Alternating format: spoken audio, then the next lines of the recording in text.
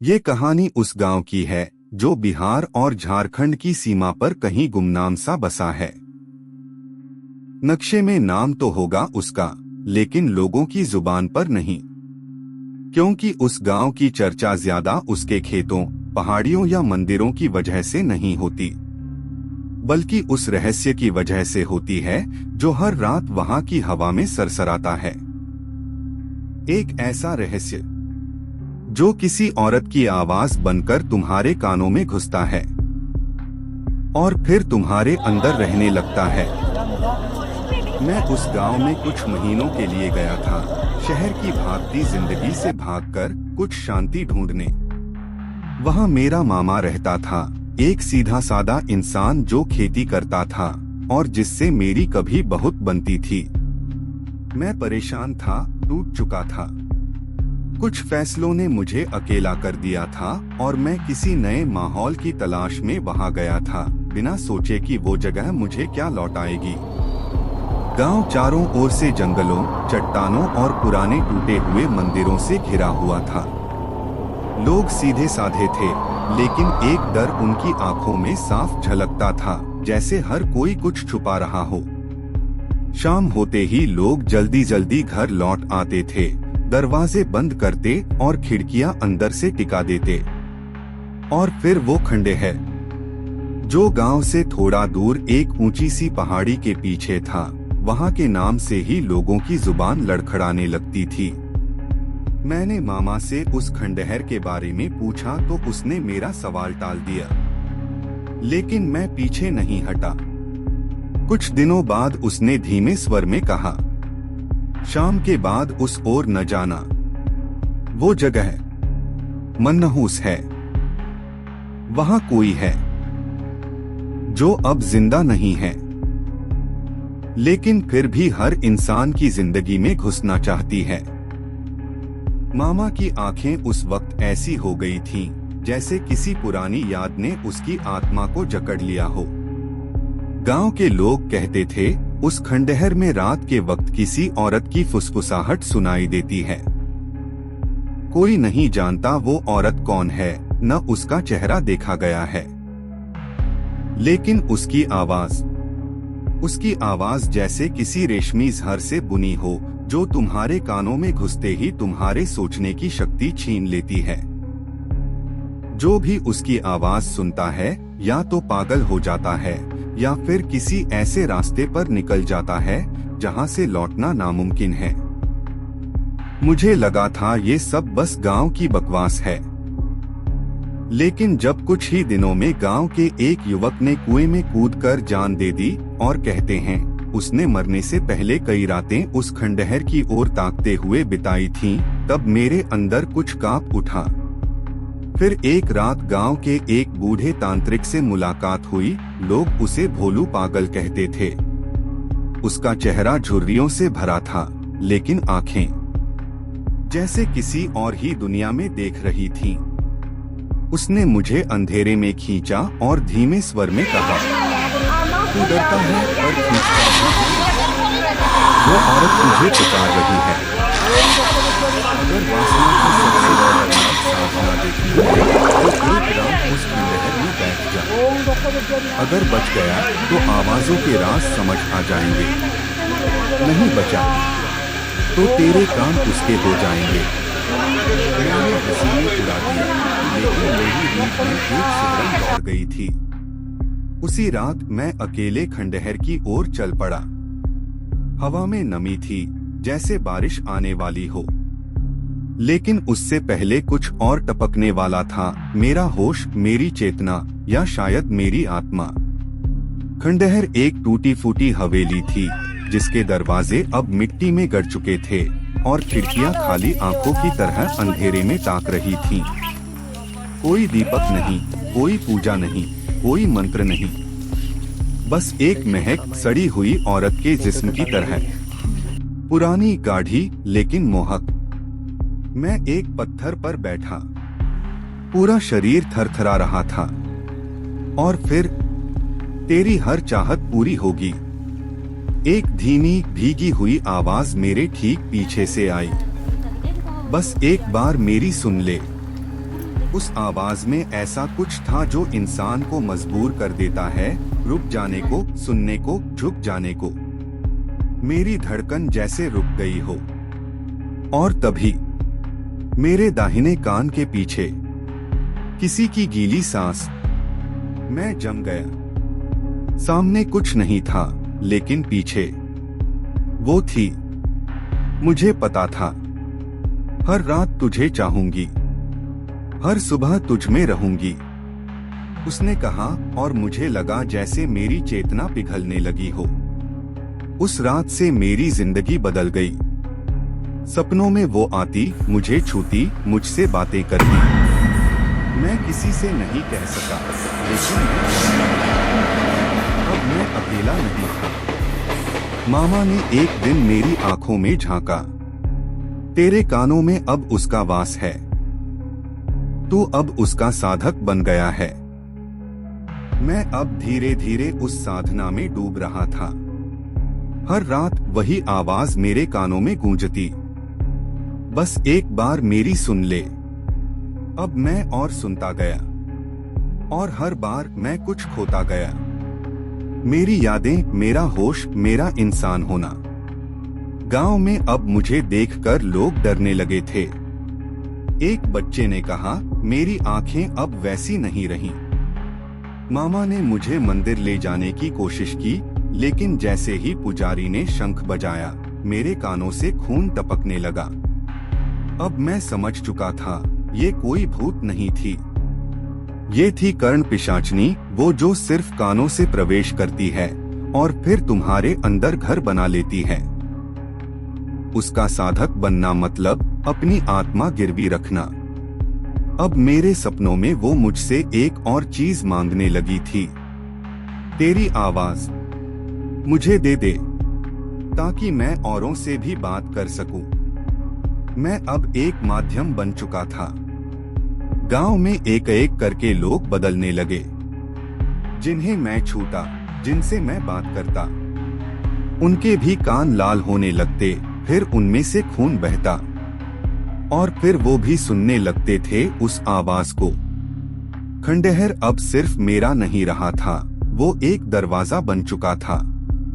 उसके पीछे जो था, वो अब बाहर आना चाहती थी, और मैं उसका दूत बन चुका था। बहकाना उसका काम नहीं था, वो तो खात्मा करती थी, वो भी धीरे धीरे। प्यार से, मोहब्बत की आड़ में, जैसे किसी पुरानी रूह को इंतजार हो उसी जिस्म की जो खुद उससे मिलने को तैयार हो। उस रात जब मैं खंडहर में बैठा था, मेरा बदन जैसे अपने काबू में नहीं था। दिल जोर जोर से धड़क रहा था, सांसें रुक रुक कर चल रही थीं, और आंखें वो खुद ब खुद बंद हो रही थीं, जैसे कोई मुझे सुलाना चाहता हो, सिर्फ इसलिए ताकि मैं देख न सकूं, बस सुन सकूं। मैंने जबरदस्ती आंखें खोलने की कोशिश की, लेकिन खंडहर की हवा अब हवा नहीं रह गई थी, वो अब वासना बन चुकी थी, एक गाढ़ी, पसीने सी महकती हुई अनुभूति, जो मेरी आत्मा को अपने नीचे दबा रही थी। और तभी कुछ छुआ मुझे, ठीक मेरी गर्दन के पास, जैसे कोई अदृश्य उंगलियां मेरे गले के पास से नीचे की ओर सरक रही हों। भाई, मैं बयान नहीं कर सकता उस स्पर्श में कितना डर था, और साथ ही कितना लालच। जैसे कोई औरत तुम्हें अपनी गोद में खींच रही हो, लेकिन वो औरत जिंदा नहीं हो। तू बोल, तुझे क्या चाहिए?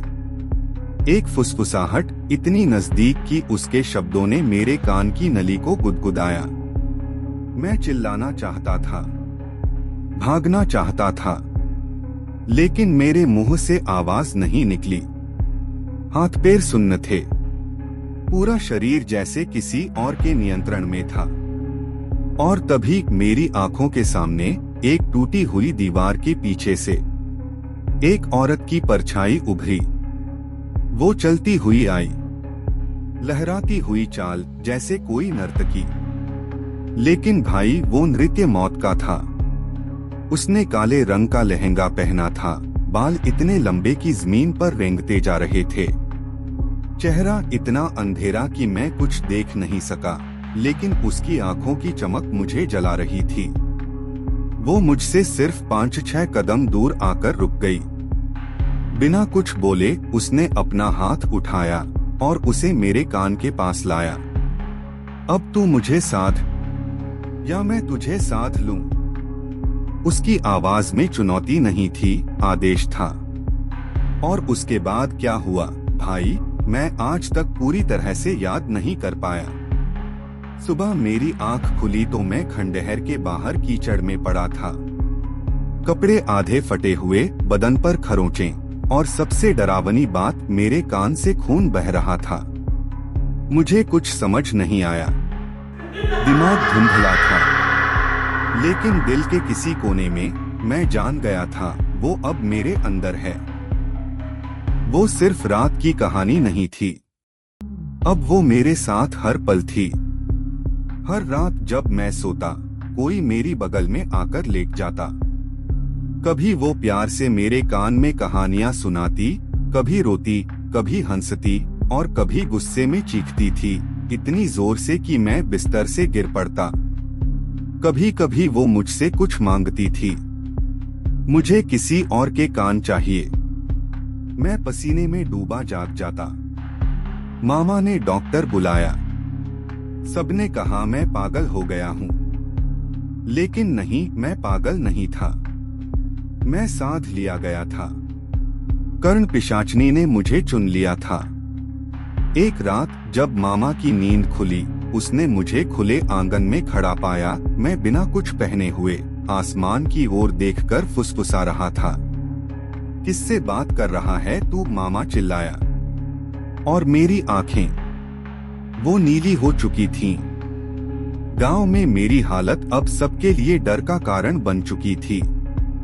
बच्चे मुझसे भागते थे, बूढ़े मुझे देखकर मंत्र बुदबुदाने लगते। मामा ने मंदिर ले जाने की कोशिश की, लेकिन जैसे ही घंटी बजी, मेरे कानों से धुएं के साथ खून बहने लगा। अब मैं समझ चुका था, वो सिर्फ एक रूह नहीं थी, वो एक परछाई थी जो कानों से प्रवेश करती है और आत्मा में घर बना लेती है। एक दिन वो खुद सामने आ गई, मेरे कमरे में दीवार से निकलती हुई धुएं की तरह। मुझे तुझसे अब और चाहिए, तू अकेला नहीं रहेगा अब, उसने कहा। और मेरे शरीर के पीछे से एक और परछाई निकली, मुझसे बिल्कुल मिलती जुलती। एक मैं और जो मेरी जगह लेने को तैयार था। अब हर रात वो दूसरा मैं उठता है और शहर में निकल जाता है। कभी किसी बस स्टॉप पर, कभी किसी होटल में किसी के कान में कुछ कहता है और फिर गुम हो जाता है। और अगली सुबह कोई न कोई दीवाना हो जाता है। मामा अब नहीं रहा। उसने एक रात मेरी आंखों में झांका और बस कहा, तेरे अंदर अब इंसान नहीं रहा। एक बात समझ लो, कर्ण पिशाचनी को कोई साधता नहीं है। वो खुद तय करती है कि कौन उसका साधक बनेगा। तुम सोचते हो तुम सिर्फ कहानी सुन रहे हो? नहीं, हो सकता है अभी वो तुम्हारे कान के पास भी फुसफुसा रही हो, धीरे से पूछ रही हो, तू मुझे साधेगा या मैं तुझे साध लूं? कर्ण पिशाचनी, उसका नाम सुनते ही आज भी मेरी सांस अटक जाती है। आप सोच रहे होंगे ये सिर्फ एक किस्सा है, एक कहानी, एक डरावनी कल्पना। लेकिन नहीं भाई, ये उस हकीकत की दास्तान है जिसे मैंने खुद जिया है, जिसे मैंने अपनी आत्मा में घुलते हुए महसूस किया है। उसने मुझे बहकाया नहीं, उसने मुझे साधा प्यार से, लेकिन धीरे धीरे, जैसे सांप अपने शिकार को जहर से भरता है और फिर देखता है उसकी तड़प। मेरी जिंदगी का हर कोना उसने चुपचाप हथिया लिया और मुझे पता भी नहीं चला कब मैं नहीं रहा।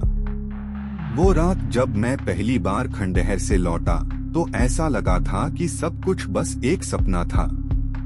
पर ये भ्रम ज्यादा देर नहीं रहा। दिन में सब कुछ ठीक लगता था।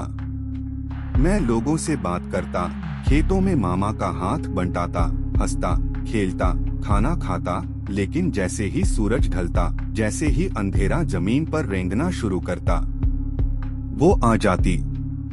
धीरे धीरे, जैसे कोई पुरानी खुशबू किसी बंद संदूक से बाहर आ रही हो। मेरी सांसें भारी हो जाती, कान गरम पड़ने लगते और फिर फुसफुसाहटें। सुन, सिर्फ सुन, मेरी बातें, मेरी तड़प, मेरी शिकायतें। वो कभी हंसती थी, इतनी ममता से कि लगता माँ जैसी कोई आत्मा मेरे पास है। फिर कभी रोती थी, जैसे उसका दिल अभी अभी फटा हो। और फिर कभी अचानक चीखने लगती, ऐसा लगता जैसे किसी ने उसकी आत्मा को जिंदा जला दिया हो। शुरुआत में मैं यही सोचता था, शायद दिमाग का भ्रम है, अवसाद है, पुराना ट्रॉमा। पर जब ये हर रात होने लगा, जब हर बार एक ही वक्त पर वो फुसफुसाहटें आती और मेरी आंखें खुद ब खुद भारी होने लगती, तब समझ में आया कि मैं किसी साधारण चीज से नहीं जूझ रहा। एक रात जब पूरा गांव नींद में डूबा था, मैं छत पर लेटा था। हवा में थोड़ी ठंडक थी और आसमान में बादल भी नहीं थे, लेकिन फिर भी मेरा शरीर कांप रहा था। नींद तो जैसे मुझसे कोसों दूर थी। तभी वो आई, बिना आहट, बिना साया, बस एक उपस्थिति जो अचानक मेरे आसपास के माहौल को ठंडा कर गई। इस बार उसने कुछ नहीं कहा, बस एक गीत गाने लगी। भाई, मैं बताऊं, उस गीत में कोई धुन नहीं थी, कोई लय नहीं थी, लेकिन फिर भी वो ऐसा लग रहा था जैसे मेरी हड्डियां उस पर थिरक रही हों, जैसे हर शब्द मेरे खून में उतरकर उसे जमा रहा हो। मेरा माथा पसीने से भीग गया, हाथ पांव सुन्न पड़ गए, सांसें अटकने लगी। मैं तड़पने लगा, लेकिन बोल नहीं पाया। और तभी उसने पहली बार कुछ नया कहा, मैं तुझसे कुछ नहीं मांगती, बस तू मुझे सुनता रहे। जो तू करेगा वही तुझे मिलेगा, और जो मना करेगा तू खुद से भी हाथ धो बैठेगा। भाई, मैं बताऊं, उस वक्त मैं कुछ समझ नहीं पाया, लेकिन अगले दिन जो हुआ उसने मेरी रूह ही निकाल दी। मैं गांव के पास वाले पोखर पर गया था, जहां अक्सर गांव की एक लड़की पूनम आया करती थी। सीधी सादी, चुपचाप रहने वाली। उससे कोई गहरी बात तो कभी नहीं हुई थी मेरी, लेकिन न जाने क्यों उसकी मौजूदगी मुझे सुकून देती थी। उस दिन जब मैंने उसे देखा, मेरे भीतर से किसी और की आवाज आई, उसे देख, वो तेरा चैन छीन रही है। मैं सिहर गया, मैं ऐसा सोच भी नहीं सकता था, लेकिन वो आवाज मेरी अपनी लग रही थी, किसी और की थी, फिर भी अंदर से आई थी। मैं अभी कुछ समझ पाता, उससे पहले ही देखा कि पूनम डगमगाने लगी और फिर वो पोखर में गिर गई। गांव के लोग दौड़े, हल्ला मच गया। कोई कह रहा था चक्कर आ गया, कोई कहता फिसल गई। पर मुझे पता था उसने उसे धक्का दिया था, मेरी आंखों से, मेरी रूह से। रात को मैंने उससे सवाल किया, तूने पूनम को क्यों मारा?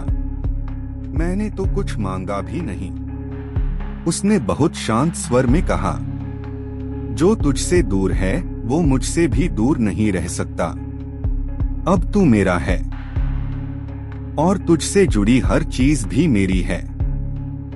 मैं कांप गया था उस रात, लेकिन भाई, उस डर में एक अजीब सा नशा भी था, एक ऐसी ताकत का नशा जो इस दुनिया की नहीं थी। पर क्या वो ताकत मुझे बचाने वाली थी या धीरे धीरे मुझे ही खा जाने वाली, ये मैं तब नहीं जानता था। अब एक और बात बताता हूँ, वो रात, वो खास रात मैं कभी नहीं भूल सकता।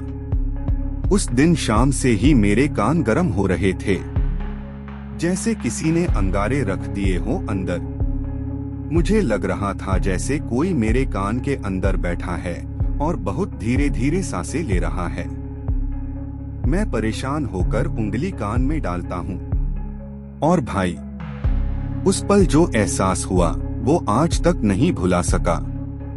जैसे किसी बालों से भरे चेहरे ने मेरी उंगली को चाट लिया हो। ना डर लगा, ना गुस्सा आया, बस एक अजीब सा खालीपन, जैसे भीतर कुछ खत्म हो गया हो। रात होते होते दीवारों पर साए दिखने लगे। सिरहाने से परछाइयां लटकती, कभी कोई मेरे सिर पर बैठ जाता, कभी कोई बिस्तर के नीचे से फुसफुसाता। मैं उस डर का आदी हो चुका था। कभी कभी तो लगता मैं ही वो बन गया हूँ। और हाँ, एक सच जो बहुत कम लोग जानते हैं, कर्ण पिशाचनी को कोई साधता नहीं। वो खुद तय करती है कि कौन उसका साधक बनेगा। मतलब आप उसे नहीं बुलाते, वो खुद आपके कान में फुसफुसा कर कहती है, अब तू मेरा है। अब आप सोचिए, क्या आप अगला नहीं हो सकते? शायद आप ही अगला हो। शायद वो अभी आपके पीछे खड़ी है। शायद आप भी अब उसकी आवाज सुनना शुरू कर चुके हो। होते होते सब कुछ इतना धुंधला हो गया कि मुझे खुद ही नहीं पता चला मैं कब घर की दहलीज पार करके गांव से बाहर निकल गया। कोई आवाज मुझे बुला रही थी, लेकिन वो आवाज किसी दिशा से नहीं, मेरे अंदर से आ रही थी। मेरे पैरों में एक चाल थी, धीमी लेकिन रुकने से इनकार करती हुई। और सिर में सिर्फ वही धुन, वही आवाज जो बार बार कह रही थी, दक्षिण दिशा की ओर चल, वहां जा जहां सूरज भी डर के मारे नहीं जाता। मैं चलता गया। पीछे से किसी ने आवाज नहीं दी।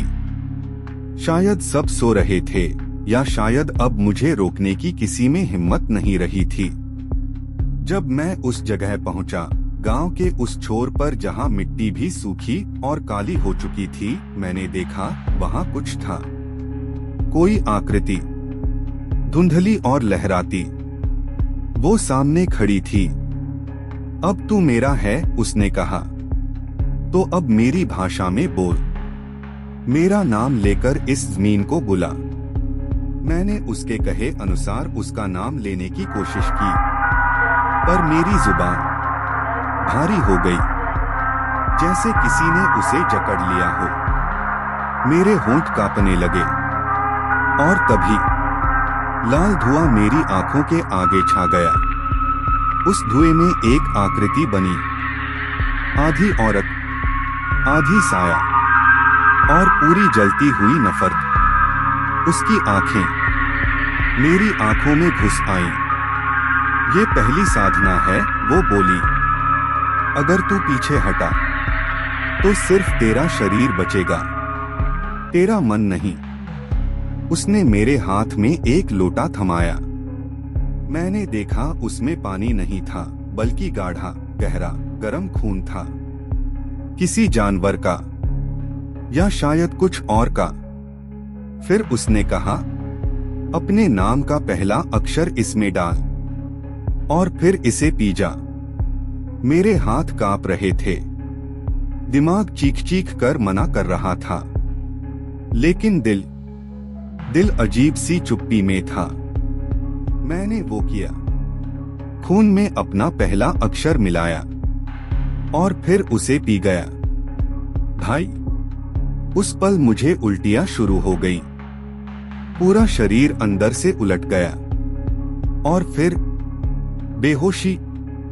जब होश आया, मैं अपने घर के बाहर कीचड़ में पड़ा था। कपड़े फटे हुए, शरीर पर मिट्टी और गर्द, गले पर नीले निशान जैसे किसी ने रस्सी खींची हो। माँ दरवाजे पर खड़ी चीख रही थी, कहाँ था तू? रात भर कहाँ था?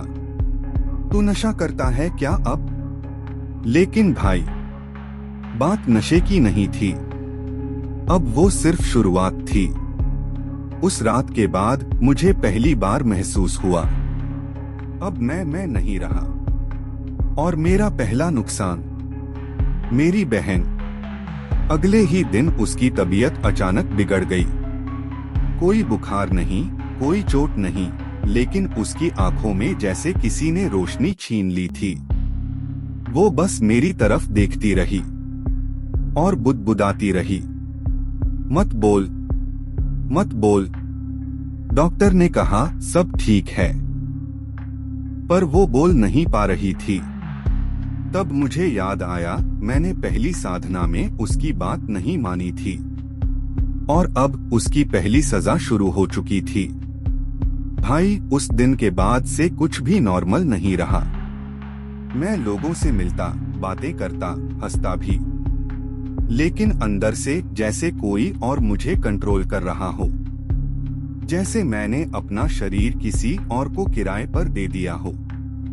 और फिर तीसरे दिन रात को जब सब सो चुके थे, वो फिर आई।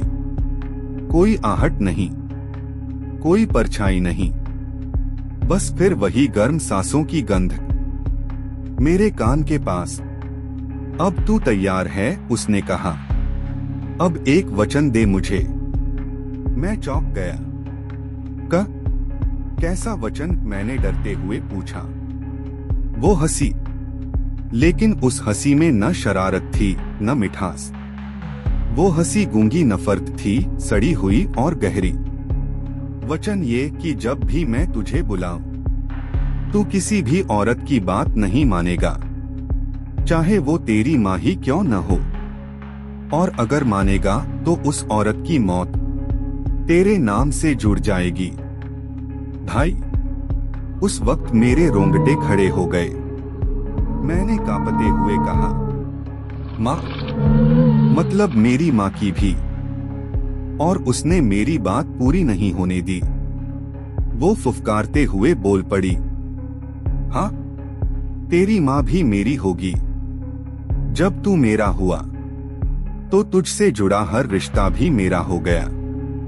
मैं अब चीखना चाहता था, लेकिन मुंह से आवाज नहीं निकली। अंदर एक तूफान था, एक लड़ाई थी मेरी आत्मा और उसके बीच। लेकिन धीरे धीरे वो लड़ाई एक समझौते में बदल गई। अब मैं खुद को नहीं रोक पाता था। अब जब वो कहती मैं सुनता, जब वो बोलती मैं करता, जब वो चुप होती मैं बिखरने लगता। कभी कभी मैं आईने में खुद को देखता तो अपने चेहरे के पीछे एक और चेहरा दिखता, एक औरत का चेहरा, जला हुआ, अंधेरे से भरा, और उसकी आंखों में सिर्फ एक प्यास, सुनवाई की प्यास, साधना की प्यास, बदले की प्यास। अगर तू मुझे छोड़कर किसी और की बात मानेगा, तो वो तेरी माँ हो या बहन, कोई नहीं बचेगा। उसने ये बात ऐसे कही जैसे कोई फैसला नहीं सुना रहा हो, बल्कि एक वादा कर रहा हो। एक ऐसा वादा जिसे निभाने के लिए वो किसी भी हद तक जा सकती है। मैं वहीं बैठा था, छत के एक कोने में, आंखें खुले हुए, लेकिन अंदर कुछ बंद होता जा रहा था। मुझे समझ नहीं आया, मेरा दिमाग सुन्न था और दिल तेज तेज धड़क रहा था। लेकिन फिर भी ना जाने क्यों मेरे मुंह से निकल गया, ठीक है। बस इतना ही बोला मैंने, और उसी पल बिना हवा चले मेरी माँ के कमरे का दरवाजा खुद ब खुद बंद हो गया। ना जोर की आवाज हुई, ना कोई झोंका, बस एक भारी धीमी आवाज, जैसे कोई रस्सी खींची जा रही हो। और कमरा अब काले पर्दे के पीछे जा चुका हो। सुबह जब नींद टूटी तो सबसे पहले मेरी माँ की हालत बिगड़ चुकी थी। बिस्तर पर पड़ी थी, सांसें डूबी हुई, चेहरा पीला और होंठ कांपते हुए। डॉक्टर ने देखा और बस इतना कहा, ब्लड प्रेशर लो है, घबराहट हो सकती है, कुछ दिन आराम की जरूरत है। पर भाई, असली वजह कोई डॉक्टर नहीं समझ सकता था। उस रात मेरी माँ ने सपना देखा था। उसने मुझे सुबह सुबह अपने कमरे में बुलाया। उसकी आंखों में ऐसा डर था जैसे किसी ने उसकी आत्मा को गूंथकर छील दिया हो। वो बोली, रात में एक औरत मेरे पास आई थी। मेरे कान में उसने बोला, तेरा बेटा अब मेरा है, तुझे चुप रहना होगा। और फिर उसने मेरी तरफ देखा। ऐसा लग रहा है जैसे कोई मेरे दिल के अंदर बैठा हो और मेरी हर धड़कन के साथ बोल रहा हो, मत बोल वरना तेरा बेटा तुझसे छिन जाएगा। भाई, उस वक्त मैं पूरी तरह बिखर गया था, लेकिन मेरी ज़बान बंद थी, क्योंकि मैंने वचन दिया था। पहली बार मैंने महसूस किया, अब मैं किसी का बेटा नहीं रहा, मैं अब सिर्फ उसका साधक था। उस दिन मैंने समझा कि कर्ण पिशाचनी की साधना कोई खेल नहीं, कोई तामझाम नहीं, कोई ढोंग नहीं, ये एक जिंदा सौदा है जिसमें आत्मा गिरवी रखी जाती है। शाम ढलते ही मैं छत पर अकेला बैठा था। हवा में अजीब सी चुप्पी थी, जैसे पूरा गांव किसी अदृश्य ताकत से डरकर सुन्न हो गया हो। तभी वो फिर से आई। इस बार उसके कदमों की आहट सुनाई दी, लेकिन जमीन पर नहीं, मेरे सीने के अंदर। हर कदम ऐसा लग रहा था जैसे कोई मेरे दिल के ऊपर चल रहा हो। धक धक धक, और हर कदम के साथ मेरी सांसें गहरी होती जा रही थीं। वो कुछ देर तक चुप रही, फिर उसने कहा, अब तुझे पहली भेंट देनी होगी। मैं कांप उठा। कैसी भेंट? मैंने हकलाते हुए पूछा। उसने धीरे से मेरे कान के बेहद पास फुसफुसाया, खून की। उस शब्द के साथ ही मेरे गले में कुछ फंस गया। मुझे लगा जैसे किसी ने मेरे कंधे पर हाथ रख दिया हो, एक हाथ जो गर्म नहीं, बर्फ सा ठंडा था, लेकिन बोझ इतना कि मेरी हड्डियां चटकने लगी। मैंने कहा, जानवर ठीक है, इंसान का नहीं। उसने एक लंबी सांस ली और फिर ऐसा चिल्लाई जैसे कोई गुफा के अंदर से तांडव कर रहा हो। मैंने तुझे चुना है, तुझे मेरे नियमों पर चलना होगा। अगर तू मुझे पहली भेंट नहीं देगा तो मैं तुझसे तेरे खून से सबसे करीब वाले को ले जाऊंगी, फिर वो तेरी माँ हो या तेरी बहन। भाई, उस वक्त मैं पूरी तरह टूट गया। मेरे हाथ कांपने लगे, सांसें फटी-फटी सी लग रही थीं। मैं पूरी रात जागता रहा, एक एक मिनट काटना मुश्किल हो गया। लेकिन जो सुबह हुआ वो मेरी आत्मा के अंदर कुछ तोड़ गया। मेरी छोटी बहन पूजा, जो बस 10 साल की थी, छत से गिर गई। कोई नहीं जानता कैसे, कोई नहीं था उस वक्त वहां। लेकिन जब उसे होश आया, उसने कांपती हुई आवाज में बस इतना कहा, भैया। कोई औरत थी छत पर, उसने मुझे धक्का दिया। वो तुम्हारे पीछे खड़ी थी। भाई, उस वक्त मेरे पैरों के नीचे की जमीन ही निकल गई। डॉक्टरों ने उसे तुरंत आईसीयू में डाल दिया और कहा, अगर 2 घंटे और देर हो जाती तो शायद हम उसे नहीं बचा पाते। अब मेरे पास सिर्फ 2 रास्ते थे, या तो कोई भेंट दूं, या फिर अगली बार मेरी माँ की बारी हो। मैंने किसी को कुछ नहीं बताया। चोरी से गांव के जंगल में गया। वहां एक जंगली बकरा पकड़ लिया। कपड़े खून से सने थे, लेकिन मुझे अब डर नहीं लग रहा था। बस एक बेचैनी थी, जैसे किसी ने मेरी आत्मा को बंधक बना लिया हो और अब वो मुझसे कीमत वसूलना चाह रही हो। मैंने बकरे का गला रेत दिया, खून लोटे में भरा और उसे लेकर उस पुराने पीपल के नीचे गया जहां पहली बार उसकी आवाज सुनी थी। जैसे ही मैंने खून जमीन पर चढ़ाया, हवा अचानक भारी हो गई। चारों ओर अजीब सी फुसफुसाहटें फैलने लगी। पेड़ की टहनियां अपने आप हिलने लगी, जैसे वो किसी को सलामी दे रही हों। तभी धुएं से एक चेहरा उभरा, वही जलती हुई आंखें, वही सड़ी हुई मुस्कान। पहली भेंट पूरी हुई, वो बोली, अब अगला चरण शुरू होगा। कच्ची मिट्टी से धुआं उठा था, वो धुआं कोई आम धुंध नहीं थी, उसमें एक गंध थी, सड़ी हुई गीली औरत के केशों में बसी बासी रात की तरह। और जब वो धुआं छंटने लगा तो सामने वो औरत खड़ी थी, नंगी आंखों में पूरी लाल आग, होठों पर किसी जानवर का ताजा खून, चेहरे पर वो भयानक मुस्कान जिसमें प्रेम नहीं, वासना नहीं, बस अधिकार था। उसने मेरी तरफ देखा और कहा, अब तू मेरा है और अब मैं तुझे वो सब दूंगी जो तूने कभी सोचा भी नहीं होगा। उस रात के बाद वाकई सब कुछ बदल गया। मेरी आवाज में एक अजीब सी कसावट आ गई, जैसे हर शब्द में कोई झुनझुनी हो, कोई जादू। लोग मुझसे खींचने लगे, जो मुझे नजरअंदाज करते थे वो खुद कॉल करके बात करने की कोशिश करने लगे। गली के लोग मुझे देखकर रास्ता बदलने लगे, लेकिन नजरें हटती नहीं थीं। लड़कियां जो पहले कभी एक शब्द नहीं बोलती थीं, अब मुझसे अकारण मुस्कुरा देती थीं। पर भाई, ये सब मुफ्त में नहीं मिल रहा था। हर नई ताकत के साथ मुझसे कोई पुरानी चीज छिन रही थी। मेरी माँ की यादें, मेरे बचपन के दोस्त, मेरे अंदर का डर, दया, शर्म, सब एक एक कर मुझसे अलग होता जा रहा था। मैं हंसता था, लेकिन हंसी अब ऊपर से थी, भीतर कुछ भी इंसानी नहीं बचा था। उस रात जब मैंने कर्ण पिशाचनी को जंगली बकरे की बलि दी थी, तब उसने आखिरी बार मुझसे पूछा, तू मेरा है ना?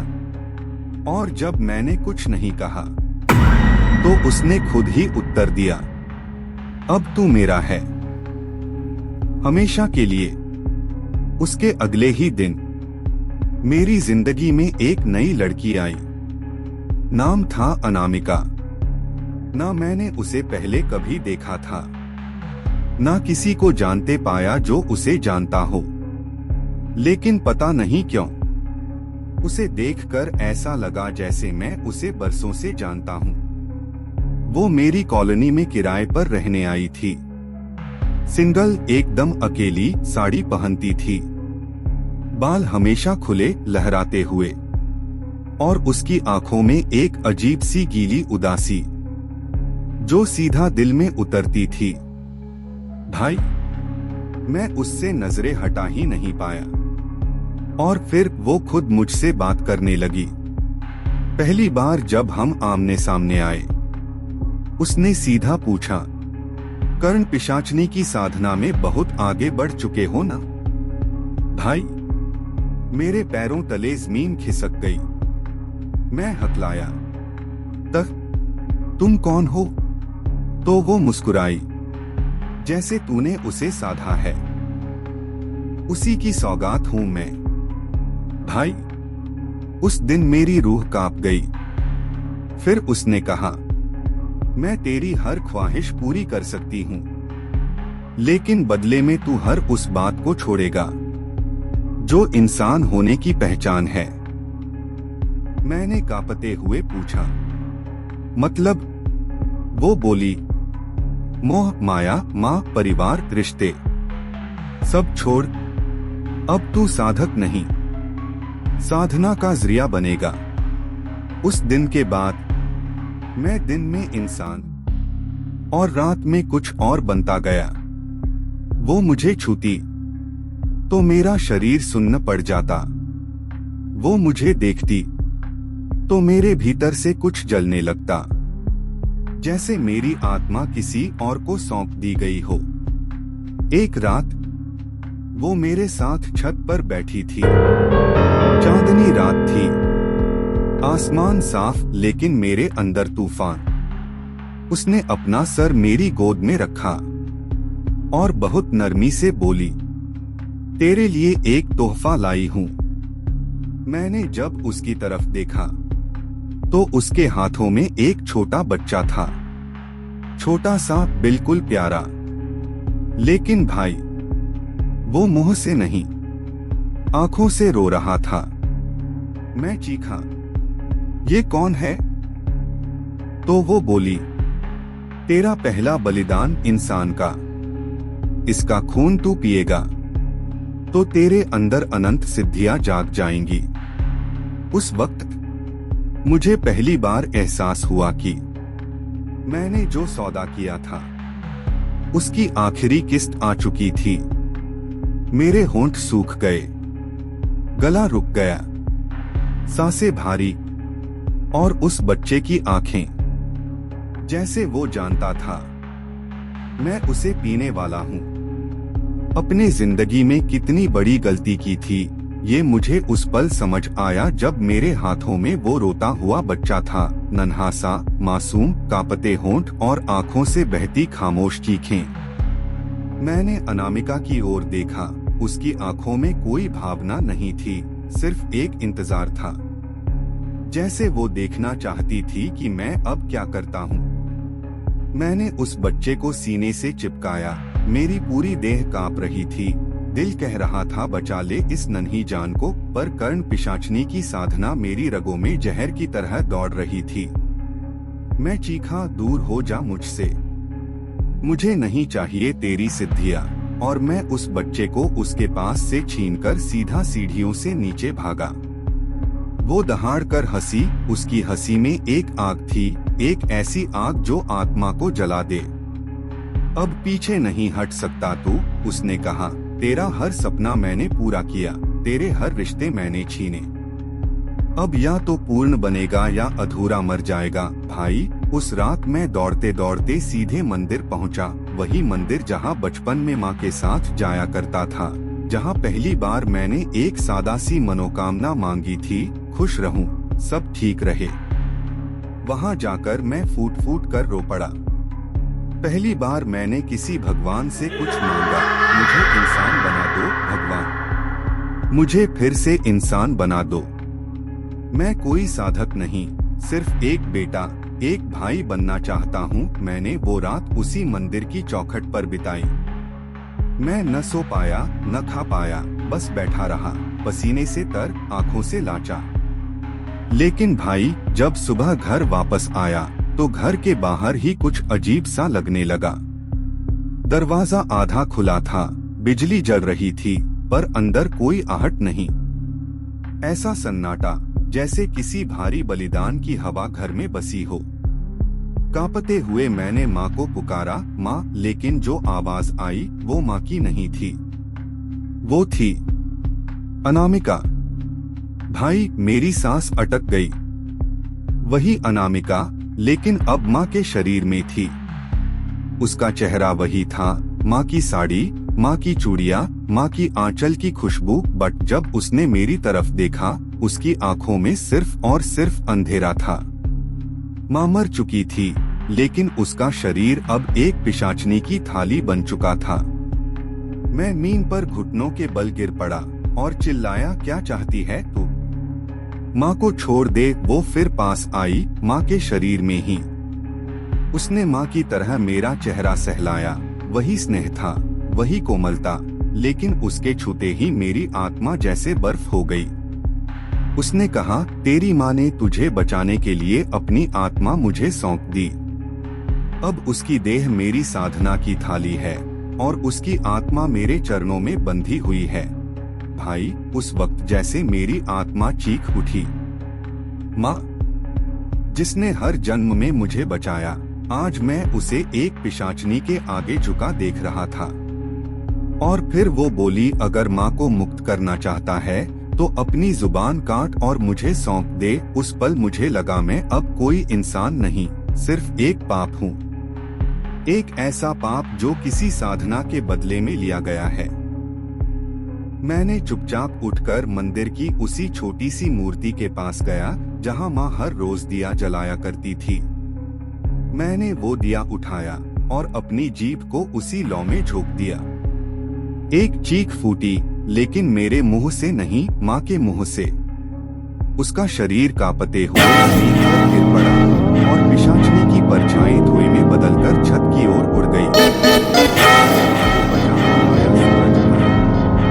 लेकिन माँ जब होश में आई, वो मुझे पहचान ही नहीं पाई।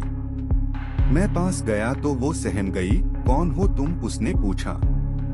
तुम मेरी छाया क्यों बने हो? मैं बोल नहीं सकता था। मेरी जुबान अब सिर्फ मांस का एक जला हुआ टुकड़ा थी। मेरी आंखों से आंसू गिरते रहे लेकिन वो दूर हटती रही। उस दिन मुझे एहसास हुआ मैं कुछ भी नहीं बचा। न बेटा, न भाई, न प्रेमी, सिर्फ एक अधूरी आत्मा। फिर कुछ दिन बीते।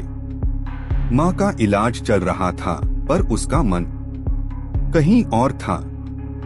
वो हर रोज एक ही सपना देखती थी जिसमें एक औरत उसके कान में कहती थी, तेरा बेटा अब मेरा है। डॉक्टरों ने इसे मानसिक भ्रम बताया लेकिन मुझे पता था ये भ्रम नहीं था। और तभी एक रात जब सब सो रहे थे, मैं अकेला छत पर बैठा था अपनी जली जीभ को सहलाते हुए। तभी मेरी पीठ पर किसी की सांसों की गर्मी महसूस हुई। वो फिर से आई, कर्ण पिशाचनी। उसने फुसफुसाया, तू मौन रहकर मेरे लिए एक और बलिदान करेगा और इस बार तेरी चुप्पी ही सबसे बड़ा शोर बनेगी। मैंने उसकी तरफ देखा, आंसू मेरी आंखों में थे पर मैं कुछ बोल नहीं सका। वो बोली, अब तुझे इंसानों की दुनिया से विदा लेना है। तू अब मेरा वाहक बनेगा। तू अब हर उस रूह को लाएगा जिसे मैंने चुना है। भाई, उस वक्त मुझे यकीन हो गया ये साधना अब मुझसे बाहर नहीं निकलेगी। मैं अब इंसान नहीं रहा, मैं अब उसका दरवाजा हूँ। एक ऐसा द्वार जो हर रात किसी न किसी के लिए खुलता है और किसी की माँ, बहन या प्रेमिका वापस नहीं आती। बचपन में जब माँ मुझे माथे से चूमकर कहती थी कि बेटा, कोई भी काम शुरू करने से पहले भगवान का नाम लेना चाहिए, मैं तब नहीं समझ पाता था कि भगवान का नाम क्या बचाता है, शरीर, मन या आत्मा। लेकिन आज इस उम्र में जब मैं खुद को आईने में देखता हूँ और मेरी अपनी ही आंखें मुझे पहचानने से इनकार कर देती हैं, तब मुझे समझ आता है कि माँ की बात कितनी सच्ची थी। मेरा नाम अजय है। मैं झारखंड के गिरिडीह जिले के एक छोटे से गांव बेनी पोखर से हूँ। उम्र 45 हो चुकी है, लेकिन इस उम्र तक मैं जितना जी चुका हूँ उतना शायद कोई मरने के बाद भी ना भोगे। आज से ठीक 12 साल पहले मेरी जिंदगी एक ऐसे मोड़ पर आई जहाँ से मैं कभी वापस नहीं लौटा। उस मोड़ का नाम था कर्ण पिशाचनी की साधना। मैं ये कहानी इसलिए सुना रहा हूँ क्योंकि अब मेरे पास कुछ भी छिपाने को नहीं बचा, ना हिम्मत, ना शरीर और ना ही डर। अब बस एक अधूरी आत्मा बची है जो रोज रात को उस मंदिर के चौखट पर बैठती है जहाँ मैंने पहली बार अपनी जुबान जलाई थी। वो सब कुछ एक तांत्रिक की वजह से शुरू हुआ। काले कपड़े, गले में मुंडमाला और आंखों में ऐसा कुछ जिसे देखकर लगता था जैसे वो तुम्हारे भीतर की हर बात बिना पूछे जानता है। गांव के पास वो आया था और हर किसी को कहता था, जिसके जीवन में कोई भी कमी है वो कर्ण पिशाचनी को साध ले, फिर देखो कैसे सब कुछ बदलता है। मैं पूजा पाठ में विश्वास करता था लेकिन कभी अंधा नहीं हुआ था। पर न जाने क्यों उस दिन उसकी बातों में ऐसा खिंचाव था कि मैं खुद को रोक नहीं पाया। उसने मेरी आंखों में देखा और कहा, तू अकेला है, भूखा है, अधूरी इच्छाओं से जला हुआ है। कर्ण पिशाचनी तुझे पूर्ण बनाएगी, पर साधना पूरी करनी होगी। और मैंने हामी भर दी। शायद उस वक्त मैं खुद से बहुत थक चुका था। पहली रात की साधना में उसने कहा, दक्षिण दिशा की ओर जाना, जहाँ सूरज भी डर के मारे नहीं जाता। मैंने वैसा ही किया। मुझे नहीं पता था कि मैं कहाँ जा रहा हूँ, बस पैर चल रहे थे और सिर में उसकी आवाज गूंज रही थी। जब पहुँचा तो हवा का रंग लाल था और जमीन से धुआं उठ रहा था। तभी वो औरत सामने आई, आधी औरत आधा साया और पूरी जलती हुई नफरत। उसने कहा, अब तू मेरा है, मेरी भाषा में बोल, मेरा नाम लेकर इस जमीन को पुकार। जैसे ही मैंने उसका नाम लेने की कोशिश की, मेरी जुबान भारी हो गई, आंखों के आगे लाल धुआं छा गया और एक जोरदार चीख मेरे कानों में गूंज उठी। उसने मुझे एक लोटा पकड़ाया जिसमें पानी नहीं, बल्कि किसी जानवर का खून था, और बोला, अपने नाम का पहला अक्षर इसमें डाल और पी जा। मेरे हाथ कांप रहे थे, दिमाग मना कर रहा था, लेकिन दिल जाने क्यों चुप था। मैंने वो किया, खून पी गया। उसी पल उल्टियां शुरू हो गईं। जब होश आया, मैं अपने घर के बाहर पड़ा था, लथपथ, कपड़े फटे हुए, गले में चोट के निशान। माँ चीख रही थी, रात भर कहाँ था तू? क्या नशा करता है अब? लेकिन भाई, बात सिर्फ नशे की नहीं थी। उस रात के बाद मुझे पहली बार एहसास हुआ कि मैं नहीं रहा। मेरी बहन पूजा की तबीयत अचानक बिगड़ गई, जैसे किसी ने उसके अंदर से जीवन की डोर खींच ली हो। डॉक्टर बोले सब ठीक है, पर वो बोल नहीं पा रही थी, बस मुझे देखती रहती और बुदबुदाती, मत बोल मत बोल। तब समझ आया, मैंने उसकी पहली बात नहीं मानी थी, और अब उसकी पहली सजा शुरू हो गई थी। उसके बाद मैं हंसता था, बात करता था, लोगों से मिलता था, पर अंदर से जैसे कोई और ही मुझे चला रहा था, जैसे मेरा शरीर मैंने किसी और को किराए पर दे दिया हो। तीसरी रात जब सब सो रहे थे, वो फिर से आई। कोई आहट नहीं, कोई परछाई नहीं, बस गर्म सांसों की गंध मेरे कानों में। उसने कहा, अब तू तैयार है? एक वचन दे मुझे। मैंने पूछा, कैसा वचन? वो हंसी, पर उस हंसी में कोई शरारत नहीं थी, बस एक गूंगी ठंडी नफरत थी। बोली, जब भी मैं तुझे बुलाऊं, तू किसी भी औरत की बात नहीं मानेगा, चाहे वो तेरी माँ ही क्यों ना हो। अगर मानेगा तो उस औरत की मौत तेरे नाम से जुड़ जाएगी। भाई, उस पल मेरे रोंगटे खड़े हो गए। मैंने कहा, मतलब मेरी माँ की भी? उसने मेरी बात पूरी होने से पहले ही गूंजती आवाज में कहा, हाँ। पल भर में माँ का दरवाजा खुद ब खुद बंद हो गया। सुबह जब उठा, माँ की तबीयत बिगड़ चुकी थी। डॉक्टर बोले, ब्लड प्रेशर लो है, चिंता मत करो। लेकिन असली बात ये थी, माँ ने रात को सपना देखा था। कोई औरत उनके कान में बोल रही थी, तेरा बेटा अब मेरा है, तुझे चुप रहना होगा। सुबह माँ ने मुझसे कहा, मेरे अंदर से कोई औरत बोलती है, अगर तू कुछ बोलेगा तो तेरा वचन टूट जाएगा, और वो मुझे ले जाएगी। उस पल मैं चुप रह गया। पहली बार लगा, मैं किसी का बेटा नहीं रहा, मैं अब सिर्फ उसका साधक था। रात को छत पर बैठा था, अकेला। उसने फिर कहा, अब तुझे पहली भेंट देनी होगी। मैंने पूछा, कैसी भेंट? उसने मेरे कान में फुसफुसाया, खून की। मेरे पसीने छूट गए। किसका खून? कोई भी जानवर या इंसान, पर जिसे मारते वक्त तुझे जरा सा भी तरस ना आए। मैंने कहा, जानवर ठीक है, इंसान का नहीं। वो दहाड़ी, मैंने तुझे चुना है, मेरे नियमों पर चलेगा, नहीं तो तेरे खून के सबसे करीब को ले जाऊंगी, माँ हो या बहन। मैं कांप गया। उसी रात मेरी छोटी बहन पूजा छत से गिर गई। किसी ने नहीं देखा कैसे गिरी, पर वो बोल रही थी, भैया, कोई औरत थी जिसने मुझे धक्का दिया, वो तुम्हारे पीछे खड़ी थी। मैं टूट गया। आईसीयू में थी वो।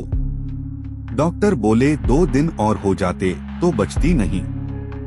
मेरे पास 2 ही रास्ते थे, या तो किसी का बलिदान दूं या फिर अगली बारी माँ की होती। मैंने झूठ बोला, चोरी से एक जंगली बकरे को काटा और उसका खून उसी पीपल के नीचे चढ़ाया जहाँ पहली साधना की थी। खून जैसे ही जमीन से मिला, धुआं उठा और वो औरत सामने आई, लाल आंखें, जलते होठों पर खून। बोली, अब तू मेरा है। अगले दिन मेरी जिंदगी में अनामिका आई।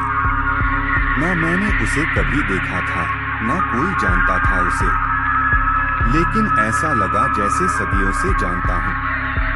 अकेली साड़ी में, खुले बाल, भीगी आंखें, जैसे हर दुख को पीकर बैठी हो। वो खुद मुझसे बात करने लगी। पहली बार मिलते ही बोली, कर्ण पिशाचनी की साधना में बहुत आगे बढ़ चुके हो न? मैं हक्का बक्का रह गया। तुम कौन हो? वो मुस्कुराई, मैं उसी की सौगात हूँ भाई। उस दिन मेरी रूह कांप गई। फिर वो बोली, तेरी हर ख्वाहिश पूरी कर सकती हूँ, पर तुझे इंसानियत छोड़नी होगी, माँ, परिवार, रिश्ते, सब। तू साधक नहीं, अब साधना का जरिया बनेगा। मैं डर गया पर चुप रहा। दिन में इंसान था, रात में कुछ और। वो मुझे छूती, शरीर सुन्न हो जाता, देखती, आत्मा जलती। एक रात उसने मेरी गोद में सिर रखा, चांदनी रात थी, और कहा, तेरे लिए तोहफा लाई हूँ। मैंने देखा, गोद में एक बच्चा था, प्यारा पर आंखों से रोता हुआ। मैं चिल्लाया, ये कौन है? बोली, तेरा पहला इंसानी बलिदान। इसका खून पी, तेरी सिद्धियां जाग जाएंगी। उस पल समझ आया, मैंने अपनी जिंदगी की सबसे बड़ी गलती की थी। भाई, क्यों उस दिन मेरी सोच किसी और ने पकड़ ली थी, ये आज तक समझ नहीं आया। लेकिन मैंने उस रात हाँ कह दी, और यहीं से मेरी बर्बादी की शुरुआत हो गई। साधना की तैयारी में पूरे 7 दिन लगे। वो तांत्रिक रोज आता, कुछ बोलता नहीं, बस मेरी आंखों में देखता और सिर हिलाकर चला जाता, जैसे वो ये देख रहा हो कि मेरी आत्मा तैयार है या नहीं। 7वें दिन उसने कहा, अब तू तैयार है, चल उस जगह जहाँ सब कुछ शुरू होगा। वो मुझे एक सुनसान, वीरान जंगल के कोने में ले गया, जहाँ एक पुराना, खंडहर सा कुआं था, चारों तरफ झाड़ियाँ, कांटे और अजीब सी चुप्पी। उसने मुझे वहीं बैठाया, एक लाल कपड़ा दिया, कुछ मिट्टी के बर्तन और एक विशेष मंत्र जो सिर्फ अमावस्या की रात को ही बोला जा सकता था, वही रात जब कर्ण पिशाचनी को बुलाया जा सकता है। उसने एक बात बार बार कही, अगर तेरा मन डगमगाया तो जान जाएगी, लेकिन अगर टिक गया तो तू खुद नहीं बचेगा, वो तुझ में समा जाएगी। और फिर आई वो काली रात, अमावस्या की रात, जब आसमान में एक भी तारा नहीं था, जैसे सब डर के मारे छुप गए हों। जंगल की हवा में एक अजीब सी गंध थी, सड़े हुए मांस और केवड़े की मिलीजुली बदबू। मैं उस कुएं के पास पहुंचा, बिल्कुल अकेला। तांत्रिक मुझे वहीं छोड़कर चला गया। डर तो था, लेकिन उससे भी बड़ा था वो लालच, अधूरी इच्छाओं का लालच, अधूरे सपनों का लालच। मैंने वही लाल कपड़ा बिछाया, आसन जमाया और आंखें बंद करके मंत्र जपना शुरू किया। कर्ण पिशाचनी नमः, कर्ण पिशाचनी नमः।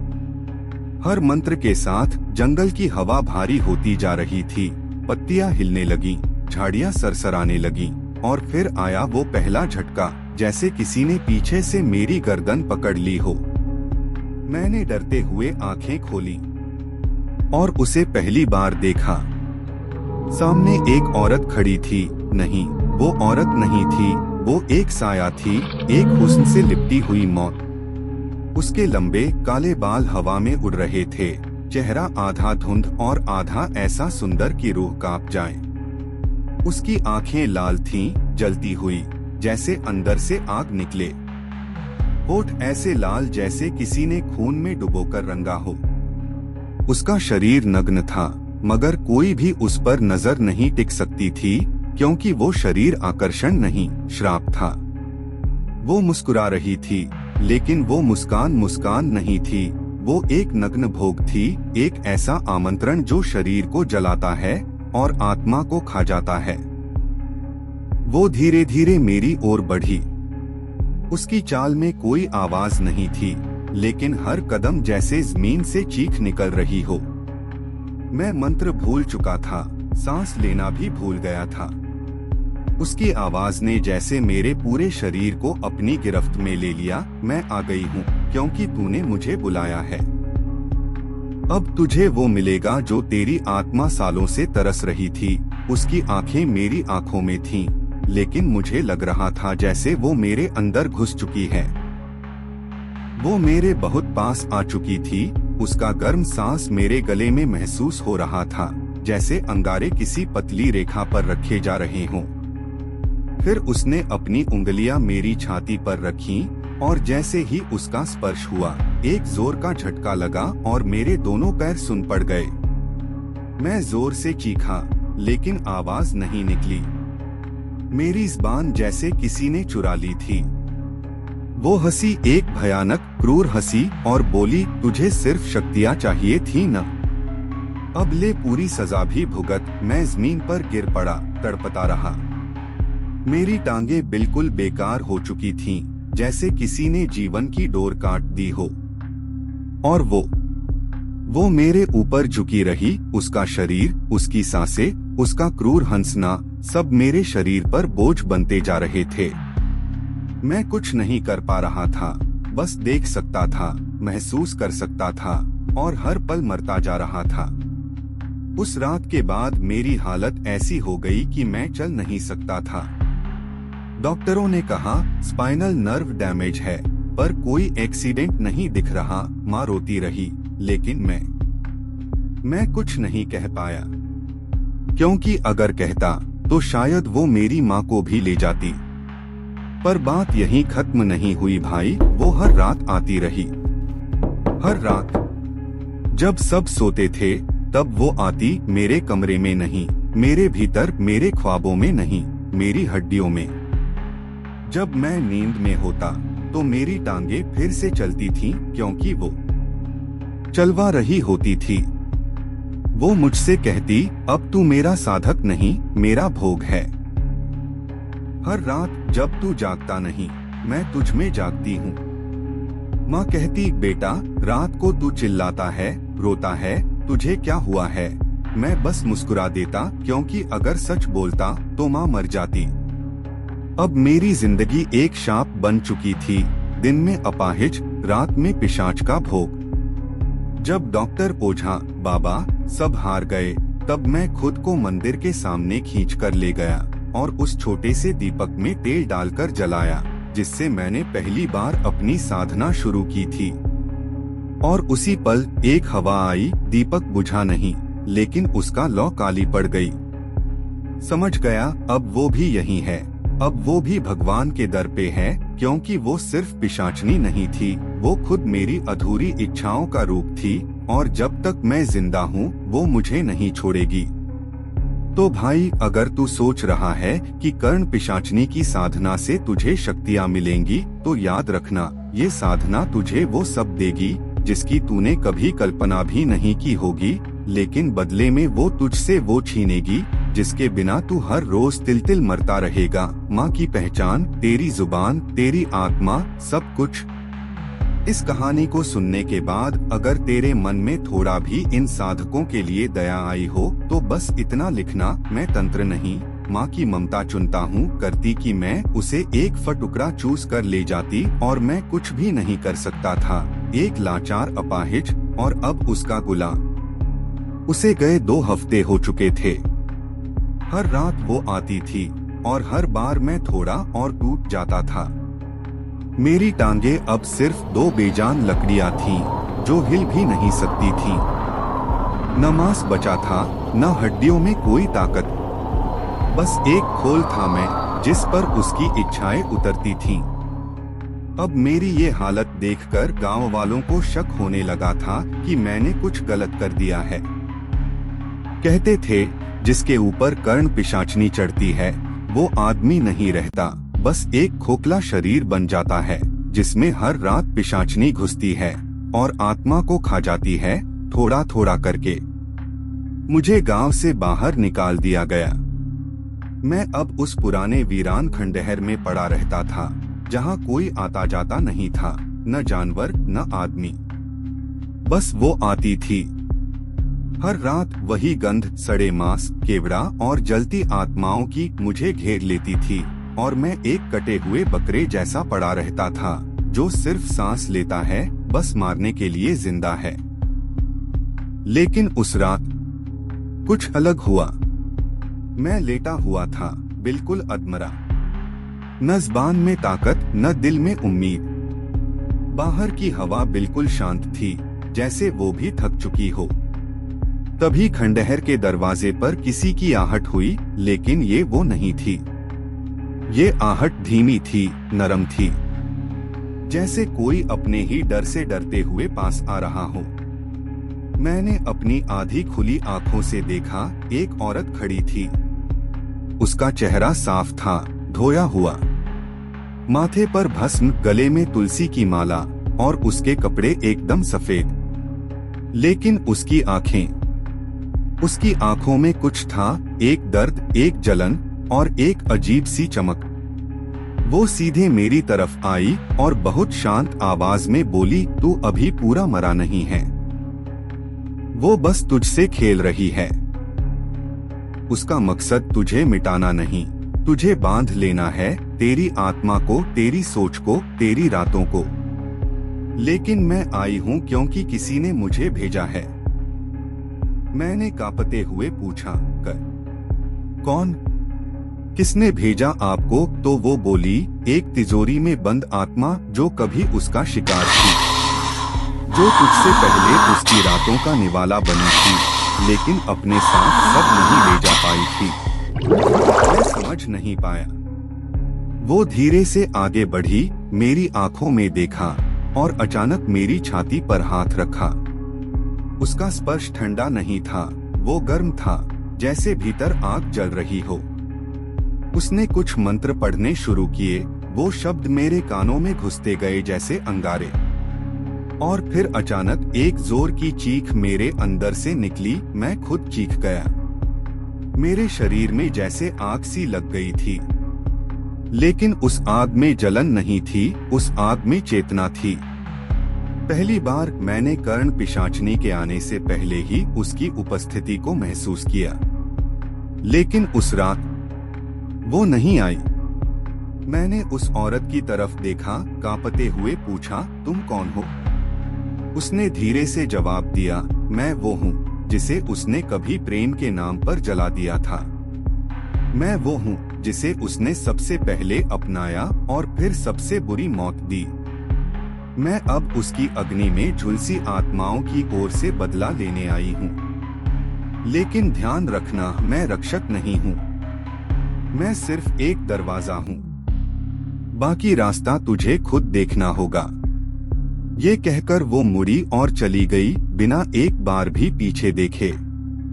उसके पाँव जमीन पर नहीं पड़ रहे थे, वो जैसे हवा में तैर रही थी। मैं उसे जाते हुए देखता रहा और फिर शायद बेहोश हो गया। थोड़ी देर बाद सुबह हुई। पहली बार मुझे लगा कुछ बदला है। मेरी सांसें अब मेरी नहीं लग रही थीं, जैसे किसी और की सांसें मेरे सीने में चल रही थीं। मैं उठा नहीं, मैं खड़ा हो गया। वो खंडहर जो अब तक मेरी प्र था, आज उससे बाहर निकलते वक्त मुझे लगा जैसे मैं एक नए शरीर में हूँ। लेकिन जब मैंने पास के पोखर में जाकर अपना चेहरा देखा, मैं जम गया। मेरी आंखें मेरी नहीं थीं, वो गहरी थीं, काली और अंदर से जलती हुई। वो देखने वाली नहीं, भेदने वाली थीं। और तभी मेरे कान के पास किसी ने बहुत धीमी आवाज में कहा, एकदम सरगोशी में, अब तू मेरा आधा है, बाकी आधा भी जल्द ले लूंगी। मैं पीछे पलटा, कोई नहीं था। उस दिन से अब तक मेरी टांगे वापस नहीं आईं। लेकिन हर दिन कुछ नया जागता है, कभी मेरी आंखों में, कभी मेरे शब्दों में, कभी मेरी परछाई में। कर्ण पिशाचनी अब नहीं आती, क्योंकि अब उसे आने की जरूरत नहीं। उसका एक हिस्सा मुझ में है। लेकिन वो औरत जो दरवाजा बनकर आई थी, उसने जो कहा था वो हर पल गूंजता है, मैं रक्षक नहीं, दरवाजा हूँ। और दरवाजा खुला रह गया है।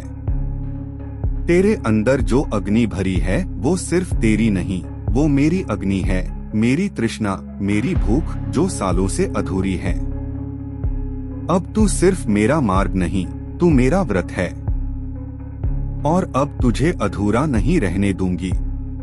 उस रात जब मैं श्मशान के पास पीपल के नीचे बैठा था, मेरी आंखें बंद थीं, लेकिन मुझे सब दिखाई दे रहा था, जैसे किसी ने मेरी पलकों के पीछे एक और दुनिया खोल दी हो। मुझे दिखाई दे रहे थे वो सारे चेहरे जिनका मांस मैंने कभी छुआ तक नहीं था, लेकिन जिनकी आत्माएं अब मेरे चारों तरफ नाच रही थीं। मैं हवा में था, शरीर वहीं बैठा था, लेकिन चेतना कर्ण पिशाचनी के भीतर कहीं भटक रही थी।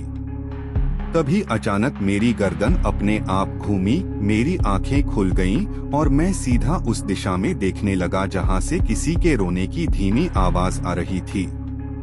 मैं उठा, हाँ मैं बिना पैरों के उठा, लेकिन अब मुझे जमीन की जरूरत नहीं थी। मैं तैर रहा था। नहीं, मैं बह रहा था उसकी इच्छाओं में। आवाज खेतों की तरफ से आ रही थी।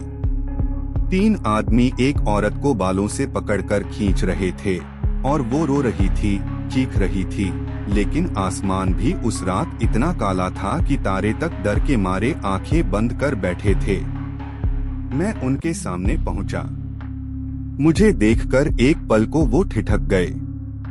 फिर उनमें से एक हंस पड़ा, बोला, अरे देखो, ये तो वही लंगड़ा है जो खंडहर में पड़ा सड़ता था। आज उड़ के आया है क्या? और फिर उसने मेरी तरफ थूक फेंका। थूक मेरी छाती पर नहीं पड़ा, हवा में ही राख बनकर गिर गया। मैं कुछ नहीं बोला। मेरी आंखें ही काफी थीं। उनके जिस्म कांपने लगे। मैंने अपना हाथ उठाया, मेरा हाथ नहीं, उसका हाथ, और उसके साथ एक ज्वाला उठी जो उनके सीने से होकर निकल गई। तीनों चीखते हुए जमीन पर गिरे। एक तो वहीं दम तोड़ गया, 2 भागे, लेकिन उनकी रगों से खून बहता रहा, जैसे किसी ने उनकी आत्मा निचोड़ ली हो। औरत जो अब तक कांप रही थी, मेरे पैरों में गिर गई। उसने कहा, आप कोई इंसान नहीं हैं, और वो सही थी। मैं अब इंसान नहीं था। कर्ण पिशाचनी उसी रात बोली, आज तूने सिर्फ न्याय नहीं किया, तूने मुझे तृप्त किया, और अब मैं तुझे और दे सकती हूँ, वो जो तूने कभी मांगा तक नहीं। उसके बाद की रातें बदल गईं। हर रात मैं किसी ना किसी दर्द को निगल जाता, किसी ना किसी पाप को जला देता। गांव वालों ने डर के मारे मेरे नाम का उच्चारण भी बंद कर दिया। बच्चे रोते नहीं थे, क्योंकि उनके माँ बाप उन्हें रात को डराने के लिए मेरा नाम लेते थे। सो जा नहीं तो खंडहर वाला आएगा, लेकिन मैं अब किसी खंडहर में नहीं था। मैं अब हर घर की छाया में था। कर्ण पिशाचनी अब सिर्फ रातों की भूख नहीं थी, वो दिन की आंख बन चुकी थी, और मैं उसका रास्ता। एक दिन जब मैं शिवालय के पीछे बैठा था, मेरी छाया ने मुझसे अलग होकर मुझसे बात की। हाँ, मेरी परछाई अब जीवित थी। उसने कहा, तू अब वो है जो खुद को नहीं पहचानता। तुझे लग रहा है तू चमत्कारी बन गया है, लेकिन असल में तू एक गुड़िया है जिसकी डोर किसी और के हाथ में है। मैंने उससे पूछा, किसके हाथ में? वो हंसी मेरी ही आवाज में और बोली, कर्ण पिशाचनी के भी ऊपर कोई है, जिसने उसे भी रचा, तुझे भी, और वो अब जाग रहा है। उस रात मैं सोया नहीं, क्योंकि मेरे अंदर डर नहीं रहा था, सिर्फ एक अजीब बेचैनी थी। मुझे सपने नहीं आए, लेकिन मेरी हड्डियां खुद में कांप रही थीं।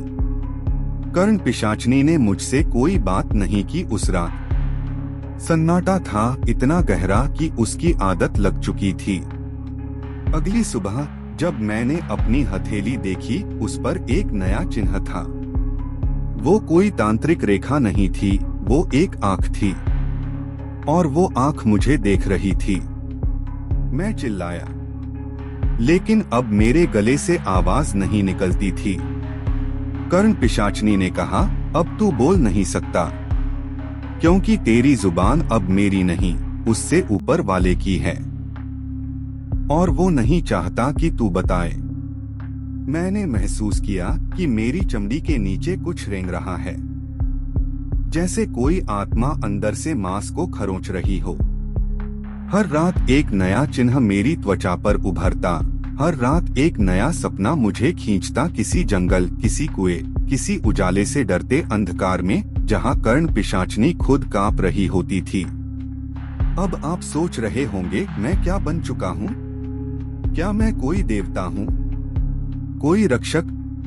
नहीं, मैं अब एक दर्पण हूँ जिसमें कर्ण पिशाचनी खुद को नहीं देखती, क्योंकि अब उसमें सिर्फ भय नहीं बचा, उसमें सवाल हैं, और सवाल कर्ण पिशाचनी से बड़ा होता है। मैं एक रात फिर उस कुएं पर गया जहां से सब शुरू हुआ था। अब वो सूखा नहीं था, उसमें लहू भरा था और हर लहर में चेहरे थे, वो सब जिन्हें कर्ण पिशाचनी ने छुआ था, मारा था, बांधा था, और अब वे सब मुझे बुला रहे थे। हम अधूरे हैं, तू भी अधूरा है, लेकिन मिलकर हम एक पूर्ण श्राप बन सकते हैं। मैं उस रात कूद गया। कर्ण पिशाचनी चीखती रही, लेकिन मैं अपनी मर्जी से कुछ कर रहा था और कुएं का लहू मुझे निगल गया। मैं वही जमीन पर बैठा रहा, शरीर थरथरा रहा था, लेकिन अब उस कांपने में डर नहीं था, एक गहरी हार थी। बाबा रमनक ने अपनी आंखें बंद कर लीं और एक थैले से मटमैला लोटा निकाला, जिसमें कोई काली गाढ़ी चीज थी जो हरकत कर रही थी, जैसे कि जीवित हो।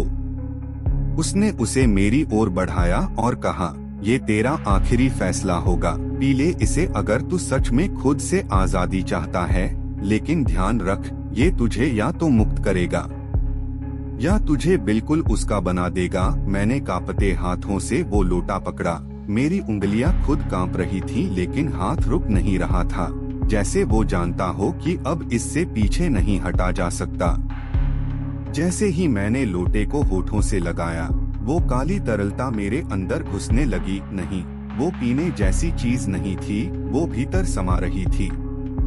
मेरा पूरा शरीर सुलगने लगा, मेरी नसें जैसे उफान पर थीं, और तभी मैं गिर पड़ा, जमीन पर तड़पता हुआ। आंखों में राख भर गई और सांस जैसे पत्थर सी भारी हो गई। मैंने बाबा की तरफ देखा, वो अब मुझे नहीं देख रहा था, वो पीठ मोड़ चुका था, जैसे जानता था कि जो शुरू हुआ है उसे रोकना अब उसके बस में नहीं। और फिर अंधेरा छा गया। जब होश आया तो आसमान सुर्ख लाल था। नहीं, वो असली आसमान नहीं था, वो एक और जगह थी, एक ऐसा लोक जहां सिर्फ छायाएं रहती थीं। मेरे सामने वो थी, कर्ण पिशाचनी, अब पूरी तरह प्रकट। उसका चेहरा अब वो विकृत सौंदर्य नहीं था जो पहले दिखता था, अब वो विकृति और करुणा दोनों का मेल था। आंखों से गाढ़ा काला पानी बह रहा था और उसकी हंसी जैसे लोहे को चीरती कोई सिसकी हो। वो बोली, अब तू मेरा नहीं, मैं तेरी हूँ। अब तू मेरा आखिरी साधक नहीं, तू मेरी आखिरी परछाई है। और तब मैंने देखा, मेरी परछाई भी मेरी तरह कांप रही थी, लेकिन वो मैं नहीं था, वो एक और मैं था जो मुस्कुरा रहा था। कर्ण पिशाचनी ने अपनी उंगली से मेरी छाती पर कोई मंत्र उकेरा और कहा, तेरी आत्मा अब एक दरवाजा है जिससे मैं दुनिया को देखूंगी, छूंगी और निगलूंगी। तभी मेरी आंखों के सामने एक के बाद एक दृश्य दौड़ने लगे। गांव की औरतें, रोते बच्चे, छुपते लोग, जलते घर, और उन सब के बीच में जो अब उन्हें बचाने वाला नहीं, उनकी छाया बन चुका था। मैं जागा अपने असली शरीर में, लेकिन अब वो शरीर पूरी तरह मेरा नहीं था। धर्मशाला की दीवारों से अब खून नहीं बह रहा था, अब वहाँ नाड़ी जैसी रेखाएं थीं जो मेरी सांसों के साथ धड़क रही थीं। मैं शहर की तरफ भागा, लेकिन अब मैं इंसानों के बीच नहीं जा सकता था। लोग मुझे देखकर डरते, कुछ बेहोश हो जाते और कुछ मेरी आंखों में झांकते ही खुद को नोचने लगते। कर्ण पिशाचनी ने कहा, अब तुझे छुपना नहीं, फैलना है। औरतों की पीड़ा, गर्भ की चीखें, अधूरी चिताओं की राख, सब तुझे खाना है।